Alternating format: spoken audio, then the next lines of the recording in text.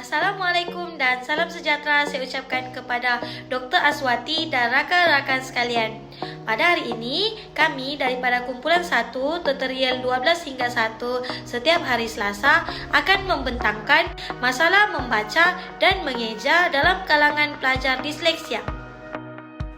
Terlebih dahulu, saya akan memperkenalkan ahli-ahli yang ada dalam kumpulan saya. Saya sendiri Andi Arnaisa binti Andi Arnis.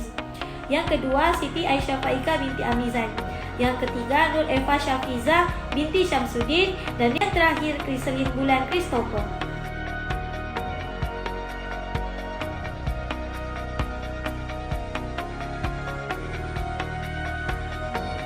Salam sejahtera, saya Kriselin Bulan Christopher 145719. Jadi, saya akan memulakan pembentangan ini dengan bahagian pengenalan untuk bab 1. Jadi, dalam bahagian ini kami akan memperincikan beberapa perkara, antaranya adalah latar belakang kajian, masalah kajian, sorotan kajian, metodologi kajian, serta rujukan yang akan kami gunakan sepanjang kajian ini. Hal ini bagi membuktikan kesahihan kajian kami.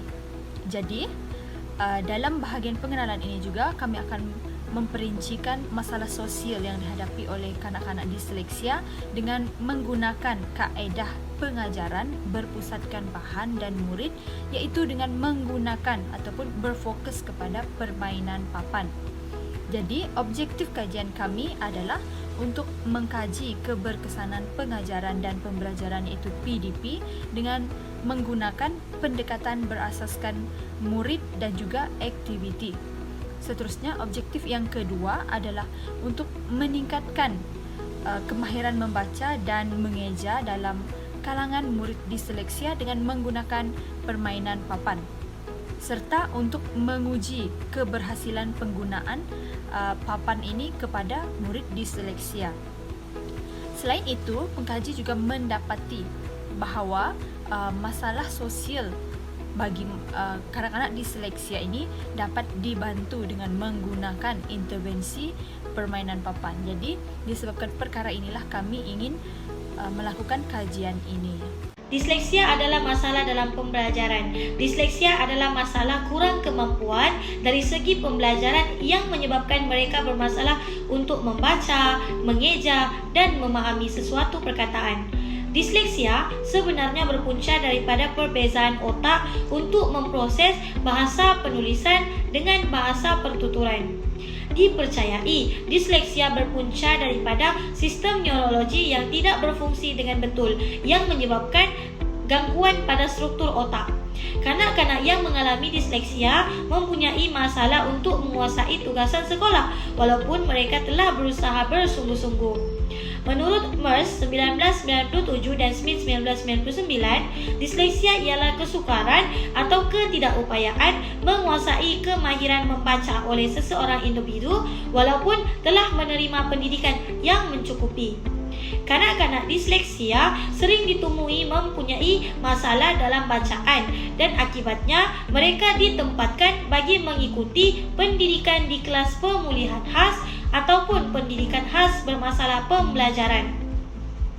Kanak-kanak yang mengalami disleksia juga menghadapi kesukaran dalam memahami, mengingati, dan mengikuti arahan yang telah diberikan dalam pembelajaran. Hal ini menyebabkan kesilapan semasa membaca huruf, perkataan, atau nombor. Mereka tidak dapat membezakan sama ada nombor 15 ataupun nombor 51. Perkataan was menjadi so, huruf B menjadi D. Oleh itu, ini adalah serba sedikit daripada latar belakang kajian yang akan kami kaji sebentar lagi. Assalamualaikum dan salam sejahtera. Saya Nur Eva Syafiza binti Syamsuddin, penambah matrik 145566. Saya akan meneruskan pembentangan dengan permasalahan kajian. Masalah dalam kajian ini adalah pelajar tidak dapat membezakan antara huruf, menyebabkan mereka mengalami kesukaran dalam membaca perkataan, terutamanya dalam ayat yang panjang. Kelemahan dalam membaca memberikan kesan yang sangat mendalam kepada murid disleksia. Kelemahan dalam membaca menyebabkan mereka ketinggalan dan tidak dapat mengolah sesuatu maklumat melalui pembacaan. Hal ini menyebabkan mereka kurang dalam penggunaan sistem kognitif pada tahap yang maksimum.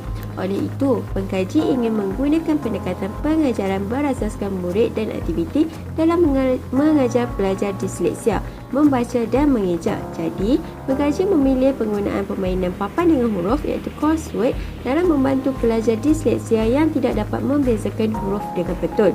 Penekanan akan diberikan dari aspek fonologi iaitu sistem bunyi bahasa dan pembendaharaan kata. Hai, Assalamualaikum warahmatullahi wabarakatuh. Saya Siti Aisyah Faika binti Amizan akan meneruskan perbentangan kami berkaitan dengan objektif dan tujuan kajian. Okey, untuk kajian ini kami lakukan adalah untuk mengenal pasti masalah kemahiran membaca dan mengeja dalam kalangan murid disleksia dan membuat intervensi bagi permasalahan tersebut. Intervensi yang kami pilih adalah dengan menggunakan permainan papan dengan huruf ataupun crossword. Okey, untuk objektif dan tujuan kajian kumpulan kami ada 3. Yang pertama adalah untuk mengkaji keberkesanan pengajaran dan pembelajaran dengan menggunakan pendekatan berpustakaan murid dan bahan. Yang kedua adalah untuk meningkatkan kemahiran membaca dan mengeja dalam kalangan murid disleksia dengan menggunakan permainan papan dengan huruf. Yang ketiga adalah untuk mengkaji keberhasilan penggunaan permainan papan dengan huruf terhadap murid disleksia.